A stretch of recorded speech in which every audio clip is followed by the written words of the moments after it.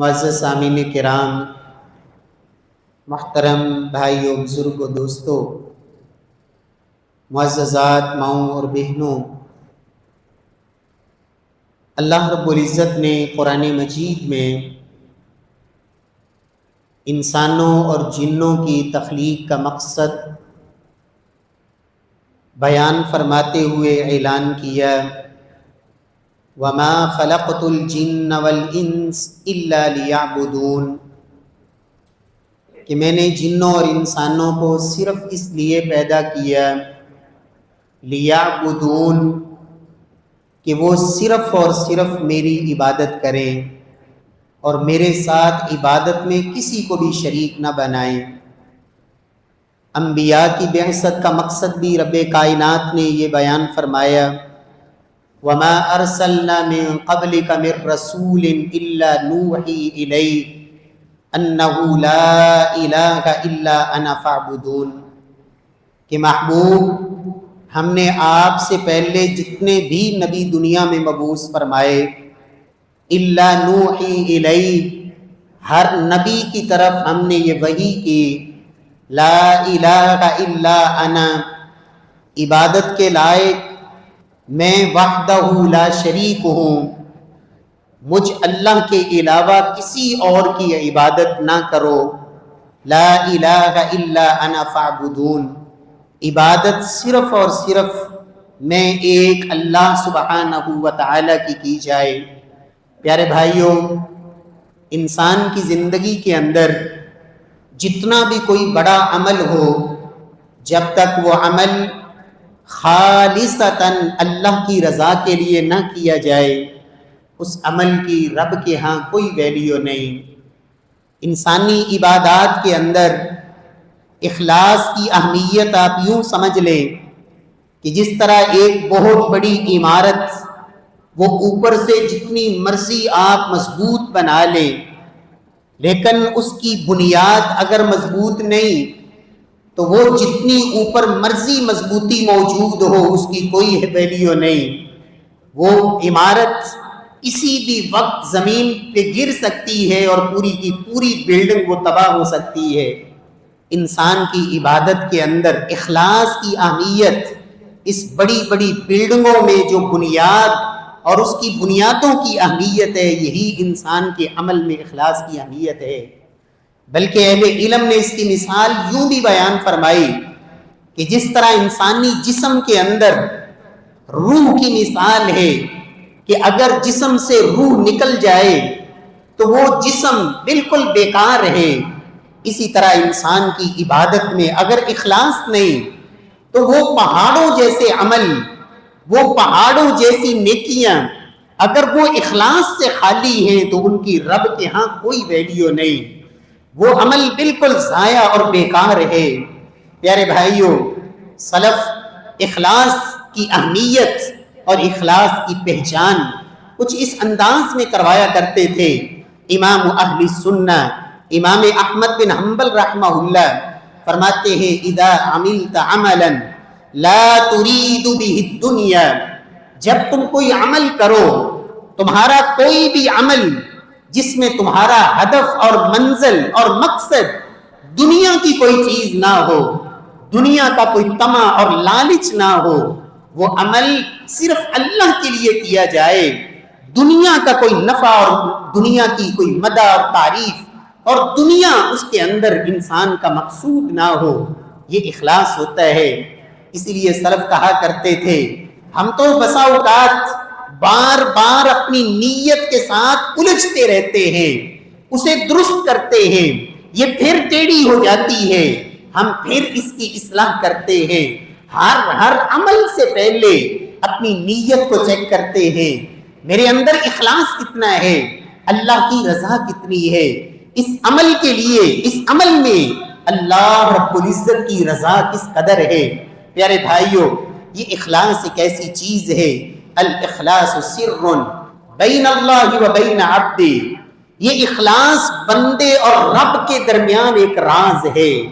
سلف کہا کرتے تھے، جنید رحمہ اللہ فرماتے ہیں، لوگوں یہ اخلاص بندے اور رب کے درمیان ایسا راز ہے لا یکتبہ ملک، کہ جس کو کوئی فرشتہ لکھنے کی طاقت ہی نہیں رکھتا ہے، اور نہ ہی شیطان اس کو جان سکتا ہے کہ انسان کے اس اخلاص کو وہ تباہ کر سکے۔ یہ تو راز ہے جو اس کے بندے اور رب کے درمیان ہے۔ پیارے بھائیو، اللہ ہمارے اعمال کے اندر اخلاص پیدا فرما دے، ہمیں اللہ اپنی رضا کے لیے عمل کرنے والے بنا دے۔ پیارے بھائیو، امام ابو سلیمان دارانی رحمہ اللہ فرمایا کرتے تھے اذا اخلص العبد انقطع عنہ وساوس الشیطان والریاء، جب انسان کے اندر اخلاص آ جاتا ہے، اخلاص یہ ریاکاری کو ختم کر دیتا ہے، اور شیطانی وسوسے، شیطان جو انسان کے دل کے اندر طرح طرح کے وسوسے پیدا کرتا ہے، جب انسان اخلاص اپنے اندر پیدا کر لے تو یہ سارے شیطانی وسوسے بھی اس سے دور ہو جاتے ہیں، اور ریاکاری انسان سے یہ دور ہو جاتی ہے۔ پیارے بھائیوں، اخلاص کے بغیر انسان کی ساری محنت ضائع ہے۔ اخلاص کے بغیر عمل کی کوئی ویلیو نہیں۔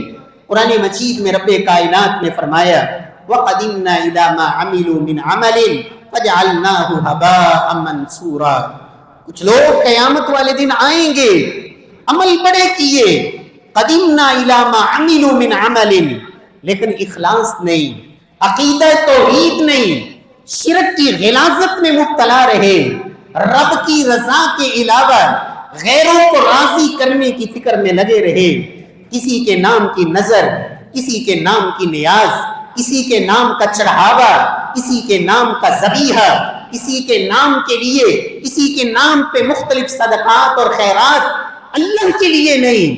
وَقَدِمْنَا إِلَى مَا عَمِلُوا مِنْ عَمَلٍ فَجَعَلْنَاهُ هَبَاءً مَنْثُورًا، اخلاص کے بغیر کیا ہوا عمل رب کے ہاں اس کی کوئی ویلیو نہیں۔ اللہ قرآن مجید میں فرماتے ہیں من کان یرید الحیات الدنیا وزینتها نوفی الیہم اعمالهم فیها وهم فیها لا یبخسون اولئک الذین لیس لهم فی الآخرة الا النار وحبط ما صنعوا فیها وباطل ما كانوا یعملون۔ سورہ ہود میں رب کائنات فرماتے ہیں جس شخص کا ہدف ہی صرف دنیا ہو، جس شخص کا مقصد ہی صرف دنیا کی زیب و زینت اور دنیا کا اس کا ہدف اور منزل اور مقصد ہو، فرمایا نوفی الیہم اعمالہم فیہا، اگر وہ کوئی نیکی کر بھی لے تو فرمایا کہ ہم اس کا بدلہ دنیا میں ہی چکا دیتے ہیں۔ لیس لہم فی الآخرۃ الا النار، لیکن قیامت والے دن ایسے لوگوں کے لیے سوائے جہنم کی آگ کے اور کچھ نہیں ہے۔ فرمایا اولئک الذین لیس لہم فی الآخرۃ الا النار، قیامت والے دن صرف اور صرف جہنم کی آگ، وحبط ما صنعوا فیہا، اور قیامت والے دن انہوں نے جو عمل کیے ہوں گے وہ سب کے سب ضائع ہو جائیں گے، ساری محنت برباد ہو جائے گی، اس لیے کہ وہ محنت تو کرتے رہے لیکن اپنے عقیدے کی اصلاح نہ کی، اپنے اخلاص کو درست نہیں کیا، اخلاص کو اپنے اندر پیدا نہیں کیا، اللہ کی ذات کے ساتھ اوروں کو راضی کرنا بھی ہدف ٹھہرا۔ پیارے بھائیوں، رب کائنات بڑے غیرت والے ہیں، میرا رب ملاوٹ کو قبول نہیں کرتے، انا اغنی الشرکاء عن الشرک، فرمایا میں جتنے بھی میرے ساتھ شریک بنانے والے ہیں میں ان سب کے شرک سے بالکل بے پرواہ ہوں۔ فرمایا اگر کوئی من عمل عملا اشرک فیہ معی غیری، اگر کوئی شخص عمل کرے جتنا بڑا عمل کیوں نہیں، لیکن اس عمل میں میرے ساتھ کسی اور کو بھی اس نے شریک بنایا، ترکتہ وشرکہ، میں اسے بھی چھوڑ دیتا ہوں، اس کے شرک کو بھی چھوڑ دیتا ہوں۔ فرمایا اس عمل کی کوئی ویلیو نہیں۔ ان اللہ لا يقبل من العمل الا ما كان له خالصا وابتغي به وجهه، لوگو اللہ تو عمل وہی قبول کرتے ہیں جو صرف اور صرف خالصتاً اللہ کے لیے کیا جائے، وابتغي به وجهه، صرف اللہ کی رضا اس میں مقصود ہو، رب کے علاوہ مخلوق میں سے کسی کی رضا مقصود نہیں، صرف اللہ راضی ہو جائے، یہی ہدف ہے اگر، تو پھر وہ عمل قبول ہوگا۔ پیارے بھائیوں، خطب سننا کی وہ حدیث صحیح مسلم کی جس کو سن کر بڑے بڑے صاحب علم اور بڑے بڑے سلف میں نام جب یہ حدیث سنتے تو ان کی چیخیں نکل جاتی، رونے لگ جاتے کہ جب ان تین شخصوں کا یہ حال ہے تو پھر ہمارا کیا بنے گا۔ کون سے تین شخص؟ صحیح مسلم کی روایت بتاتی ہے کہ جہنم کی آگ سب سے پہلے جن تین افراد سے بھڑکائی جائے گی، عمل انہوں نے بہت بڑے بڑے کیے، اور اگر وہ عمل صرف اللہ کے لیے ہوتے تو رب وہ درجات اور وہ بلندیاں نصیب فرماتے کہ دنیا حشر کرتی، کیا شان ملی ہے، کیا عظمتیں اور کیا رفعتیں اور کیا بلندیاں پائی ہیں۔ لیکن چونکہ عمل تو کیا لیکن مقصد اللہ کی رضا نہیں رہی، تو پھر ایسے برباد ہوئے کہ رب نے جہنم کو بھڑکایا تو ان تین افراد کے ساتھ۔ فرمایا پہلا وہ شخص، نبی صلی اللہ علیہ وسلم فرماتے ہیں کہ جس نے اپنی جان اللہ کی راہ میں دے دی، راہ جہاد میں اپنی جان کو پیش کیا، قیامت کا دن ہوگا، رب فرمائیں گے بندے کیا کر کے آیا؟ کہا اللہ تو نے جان دی تھی، تیری راہ میں جان قربان کر دی۔ رب فرمائیں گے کذبت، جھوٹ بولتا ہے، تو اس لیے لڑا تھا، تو اس لیے میدان میں نکلا تھا، تو اس لیے دشمن کے مقابلے میں کھڑا ہوا تھا، لیقال انہ جری، تاکہ کہا جائے کہ کمال بہادر انسان ہے، اس سے بڑا جرأت والا اور بہادر ہم نے نہیں دیکھا، دنیا میں تمہاری شہرت اور چرچے ہوں۔ اور وہ کہہ دیا گیا دنیا کے اندر جو تمہارا مقصد تھا مل گیا، اب میرے پاس تیرے لیے کچھ نہیں ہے۔ فرمایا فَصُعِبَ بِهِ وَأُلْقِيَ فِي النَّارِ، گھسیٹ کر جہنم میں پھینک دیا جائے گا۔ دوسرا وہ شخص جس نے اللہ کے دین کو سیکھا، عالم بنا، قاری قرآن بنا، اللہ کے دین کا علم سیکھا، لوگوں کو سکھایا، زندگی بھر یہ کام رہا۔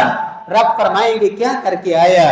کہا اللہ ساری زندگی تیرے دین کے لیے لگا دی، قرآن پڑھتے پڑھاتے سنتے سناتے، اللہ ساری زندگی اس لیے کھپا دی۔ اللہ فرمائیں گے کذبتا، جھوٹ بولتا ہے، تیری تو ساری تگو دو اس لیے تھی، لیقال انہ قارئ، لوگ تجھے قاری کہیں، لوگ تجھے علامہ کہیں، لوگوں کے اندر تیری تعریفیں ہوں، اور وہ دنیا میں ہو گیا۔ فرمایا اسے بھی گھسیٹ کر جہنم میں پھینک دیا جائے گا۔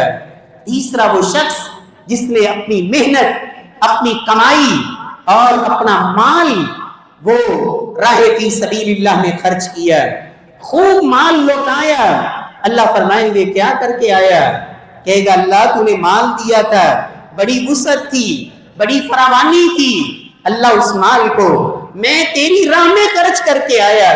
اللہ فرمائیں گے تو نے تو سب کچھ کیا اس لیے لیقال انہ جواد، لوگ کہیں بڑا سخی آدمی ہے، بڑا خرچ کرنے والا ہے، لوگ تجھے سخی کہیں، خرچ کرنے والا کہیں، لوگوں کے اندر تیری تعریفیں اور چرچے ہوں۔ فرمایا وہ ہو گیا، دنیا کے اندر تجھے صلہ وہ مل چکا جو تمہارا مقصد تھا، آج میرے پاس تیرے لیے کچھ نہیں۔ میرے پیارے بھائیوں، سلف صالحین جب یہ حدیث سنتے رونے لگ جاتے اور کہتے اللہ جب ان تین شخصوں کا یہ حال ہے تو ہمارا کیا بنے گا؟ اللہ ہمارے اندر اخلاص پیدا فرما دے۔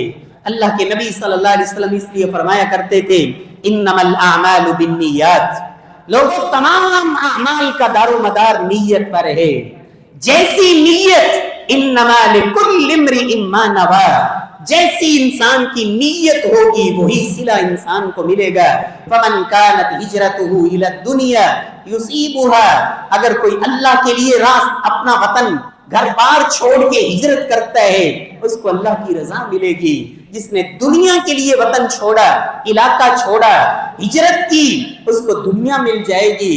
اور جو کسی عورت کے لیے ہجرت کرتا ہے اپنے مقصد میں کامیاب ہو جائے گا، لیکن اس ہجرت کا اجر اور صلہ جو اللہ سے ملنا تھا اگر یہ رضا الہی کے لیے ہوتی وہ اس سے محروم رہے گا۔ پیارے بھائیوں، رب کائنات ہمارے اندر اخلاص پیدا فرما دے۔ اخلاص یہ ختم کیوں ہوتا ہے؟ وجہ کیا ہے؟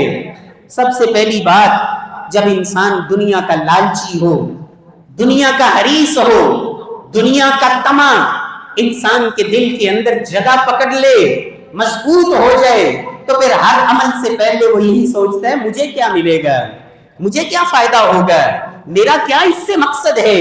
اور جو مخلص لوگ ہوتے ہیں وہ یہ نہیں دیکھتے کہ مجھے دنیا میں کیا ملے گا، ان کی نظر رب کی رضا پہ ہوتی ہے، اس عمل پر میرا اللہ راضی ہوگا یا نہیں، مجھے کچھ ملے یا نہ ملے، لیکن دنیا کی مجھے کوئی لالچ نہیں۔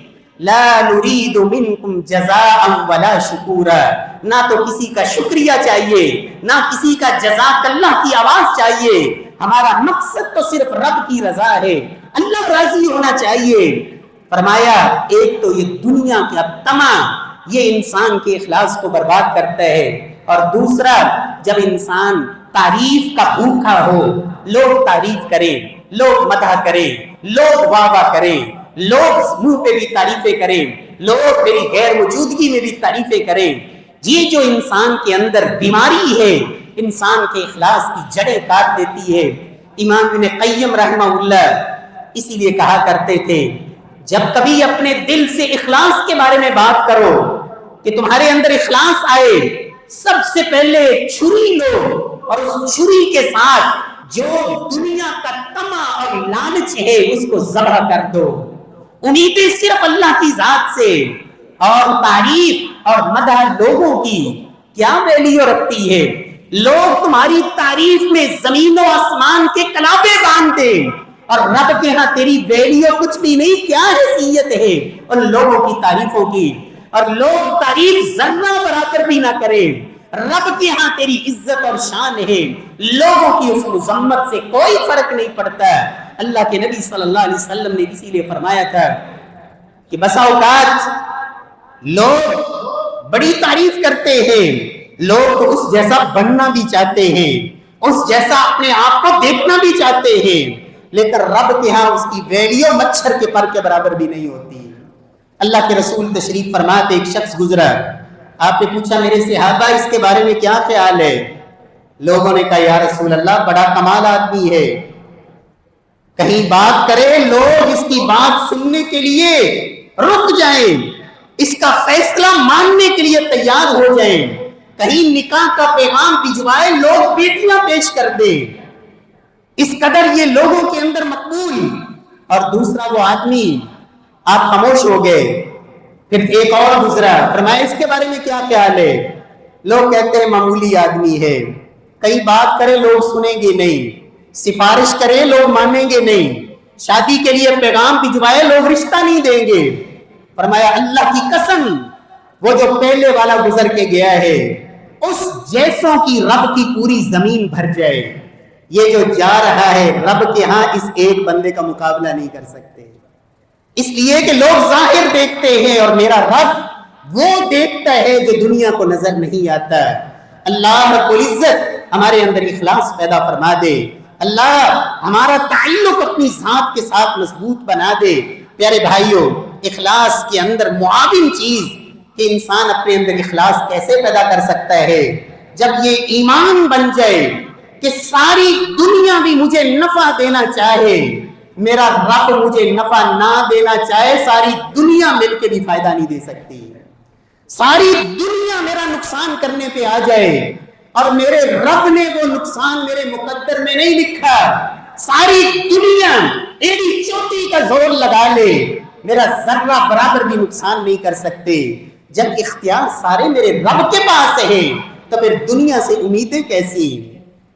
اور کہنے والوں نے کیا کہا، او مسلمان دنیا سے تجھے امیدیں اور رب سے نا امیدی۔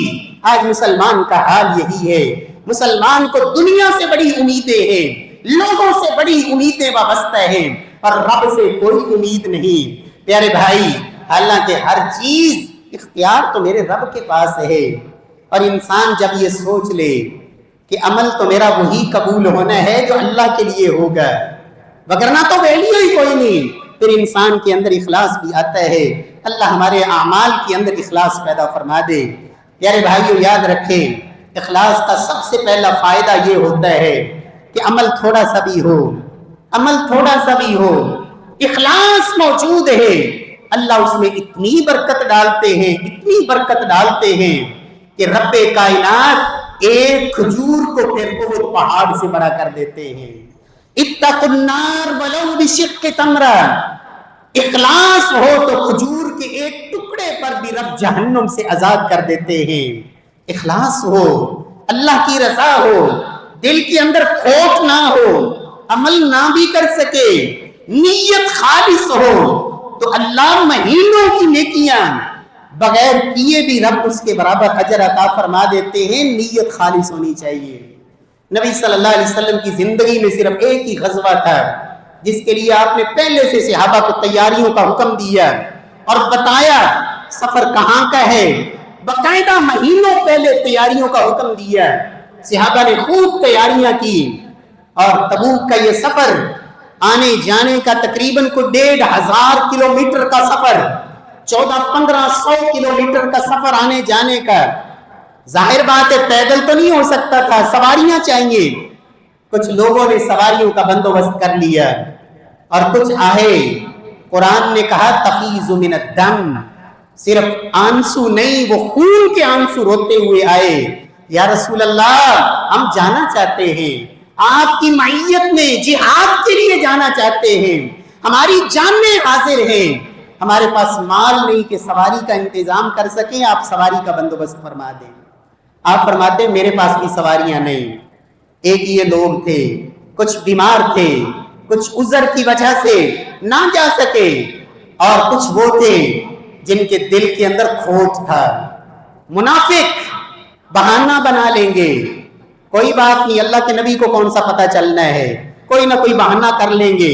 اب یہ معاملہ تھا دل کا، دنیا نہیں جانتی.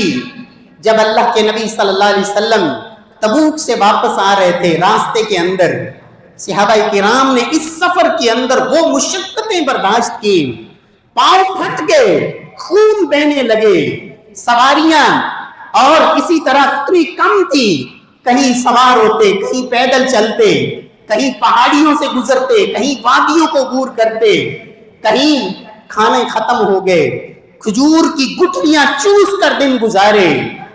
لیکن اللہ کے نبی کیا فرماتے میرے صحابہ، تم نے جتنا بھی سفر کیا، جتنی مشقتیں برداشت کی، یہ مہینوں کے سفر میں یہ نیکیوں کے پہاڑ، مدینے میں بیٹھے کچھ مخلص لوگ وہ ہیں جو دل کے سچے تھے، دل کے کھرے تھے، کھوٹے نہیں تھے. تمہارے ساتھ اس سفر میں شریک نہیں ہو سکے، لیکن ان کی نیت کے خالص ہونے کی وجہ سے رب نے تمہارے برابر ان کو اجر و ثواب سے نواز دیا. اللہ ہمارے اندر اخلاص پیدا فرما دے. پیارے بھائیوں، جو مخلص لوگ ہوتے ہیں اللہ ان کی نیکیوں کو بڑھا دیتے ہیں. نماز پڑھنے والے، ایک ہی صف میں کھڑے ہونے والے، اللہ کے نبی فرماتے ہیں کسی کو 10ویں حصے کا اجر ملتا ہے. نماز سب نے پڑھی، قیام بھی ہوا، رکوع بھی ہوا، سجدہ بھی ہوا، کسی کو 10ویں حصے کا اجر ملا، 9 ضائع ہو گئے. کسی کو 9واں حصہ، کسی کو 8واں، کسی کو 7واں، کسی کو 6واں، کسی کو 5واں، کسی کو 4تھا، کسی کو 3را حصہ، کسی نے آدھا اجر پایا. یہ سب میں جو تفاوت ہے، فرق ہے، یہ اس دل کا ہی معاملہ ہے. جس قدر اخلاص زیادہ، جس قدر رب کے ساتھ تعلق زیادہ مضبوط، جس قدر اللہ کا خشوع خضوع اور عاجزی اور تواضع زیادہ، اسی قدر اجر میں اضافہ، اور جس قدر دل کی معاملہ اس کے اندر اخلاص کی کمی، اسی قدر اجر میں کمی. اللہ ہمارے اعمال کے اندر اخلاص پیدا فرما دے. پیارے بھائیوں، مخلص ہو کر اگر مشرک اور کافر بھی رب کو پکارے، اللہ کی قسم قرآن و سنت کی تعلیمات یہ بتاتی ہیں، مشرک وہ بھی پکارے اگر خالص ہو کے اللہ کو، اللہ اس مشرک کی پکار کی بھی لاج رکھتے ہیں. نبی صلی اللہ علیہ وسلم کی امت میں آپ صلی اللہ علیہ وسلم کا سب سے بڑا دشمن ابو جہل، اس کا بیٹا اکرمہ، یہ ان افراد میں سے تھے جن کے بارے میں فتح مکہ کے موقع پہ رب کائنات کے محبوب نے کہا تھا اگر یہ لوگ بیت اللہ کے غلاف کے ساتھ چمٹے ہوئے بھی ملے تو ان کی گردنیں اڑا دینی ہیں. ان میں ایک نام اکرمہ کا بھی تھا. ابو جہل کے بیٹے اکرمہ مسلمان نہیں تھے. آپ نے فرمایا ایک عام معافی کا اعلان تھا، لیکن ان 4-5 افراد کے لیے کہا تھا کہ ان کی گردنیں اڑا دیں چاہے بیت اللہ کے غلاف کے ساتھ بھی چمٹے ہوئے ہوں۔ ان میں ایک نام یہ بھی تھا۔ پتا چلا کہ میرے لیے تو معافی نہیں، وہاں سے بھاگے ساحل سمندر کی طرف، کشتی میں سوار ہوئے۔ کشتی جب پانی کے اندر پہنچی، اچکولے کھانے لگی، تو کشتی کے اندر سارے مشرک کہتے ہیں اخلصوا لہ فإن آلہتکم لا تغنی عنکم شیئا۔ یہاں اخلاص کام آئے گا، مخلص ہو کر اس ایک ہستی کو پکارو جو آسمان میں ہے۔ اب یہاں زمین والے خدا تمہارے کام نہیں آ سکتے۔ اکرمہ کہتے ہیں میں نے دل میں کہا یہی تو محمد الرسول اللہ کی دعوت ہے جس کو چھوڑ کے بھاگا پھر رہا ہوں۔ اللہ اگر آج یہاں نجات مل گئی واپس جاؤں گا اور اسلام قبول کر لوں گا۔ اس ایک اللہ کو پکارا ان مشرکوں نے کشتی کے اندر۔ اور آج کے مسلمان کی سوچ دیکھیں، مصیبت کے موقع پہ بھی کوئی علی المرتضیٰ رضی اللہ عنہ کو پکارتا ہے، کوئی سیدنا حسین کو پکارتا ہے، کوئی پیر عبد القادر جیلانی کو آواز دیتا ہے، کوئی بہاء الحق کو آواز دیتا ہے، کوئی کسی کا نام، کوئی کسی کا نام۔ اور میرے پیارے بھائیوں، وہ مشرک بھی جانتے تھے کہ یہاں اخلاص کام آئے گا۔ اللہ نے اس کشتی کو نجات دے دی، کنارے پہ لگی، یہ وہاں سے واپس پلٹے۔ اور ادھر بیوی نے اللہ کے نبی سے کہا اے اللہ کے رسول، اگر اکرمہ تائب ہو کر آ جائے، مسلمان ہو کر آ جائے، سچا توبہ کرنے والا بن کے آ جائے تو کیا آپ اس کا اسلام قبول کر لیں گے؟ اللہ کے نبی فرماتے ہیں ہاں میں اس کے اسلام کو قبول کروں گا اور اسے معاف کر دوں گا۔ پیارے بھائیوں، اللہ رب العزت ہماری پکار میں بھی اللہ ایسا اخلاص پیدا فرما دے۔ اگر آج ہماری دعائیں قبول نہیں ہوتی تو چیک کیجئے کہیں اس اخلاص کی کمی تو نہیں۔ رب کو پکارنے کے اندر، رب کے ساتھ مناجات کے اندر۔ اور یاد رکھیں جو مخلص لوگ ہوتے ہیں شیطان بھی ان سے ہاتھ کھڑے کر لیتا ہے، اللہ ان کے اوپر میرا داؤ نہیں چلے گا۔ شیطان نے اللہ سے مہلت مانگی تھی، رب نے کہا تجھے مہلت دے دی قیامت تک کے لیے۔ اس نے اللہ کی عزت کی قسم کھا کے کہا تھا لَأُغْوِيَنَّهُمْ أَجْمَعِينَ، اللہ تیری عزت کی قسم میں سب کو گمراہ کروں گا، کسی کو نہیں چھوڑوں گا۔ اللہ نے کہا تھا ان عبادی لیس لک علیہم سلطان، جو میرے ہوں گے، جو مخلص ہوں گے۔ شیطان نے بھی کہا الا عبادک منہم المخلصین، اللہ جو مخلص ہوں گے میں دن رات محنت کروں گا لیکن ان کے مقابلے میں میری ایک نہیں چلے گی۔ اللہ رب العزت ہمارے اندر ایسا اخلاص پیدا فرما دے۔ اور اللہ کے نبی نے کہا تھا لوگوں تمہیں رب دشمن کے مقابلے میں غلبہ بھی دیتے ہیں، تمہاری مدد بھی ہوتی ہے، کب؟ جب تم مخلص ہو کر اللہ سے مانگو، تمہارے اخلاص کی وجہ سے اللہ دشمن پہ غلبہ بھی دیتے ہیں اور دشمن کے خلاف تمہاری مدد بھی کرتے ہیں۔ اللہ رب العزت ہماری زندگی میں اللہ اخلاص پیدا فرما دے، رضا الہی کو پیدا فرما دے۔ اور انشاءاللہ آئندہ جمعے میں کچھ علامتیں بھی ذکر کرنا چاہوں گا کہ مخلص آدمی کیسے پہچان سکتا ہے میرے اندر اخلاص ہے یا نہیں، کون سی علامات ہیں مخلصین کی۔ انشاءاللہ آئندہ جمعے میں ہم بیان کریں گے۔ اللہ رب العزت سے یہ دعا ہے اللہ ہمارے تمام اعمال کو اللہ خالص اپنی رضا کے لیے بنا دے، اور ہمارے کسی عمل میں بھی اللہ اپنی ذات کے علاوہ کسی کا کوئی ذرہ برابر بھی حق مت رکھنا۔ اللہ ہمارے اعمال کو خالصتاً اپنی رضا کے لیے بنا کے قبول فرما لے اور ہماری نجات کا ذریعہ بنا دے۔ وَأَقُولُ قَوْلِي هَذَا وَآخِرُ دَعْوَانَا أَنِ الْحَمْدُ لِلَّهِ رَبِّ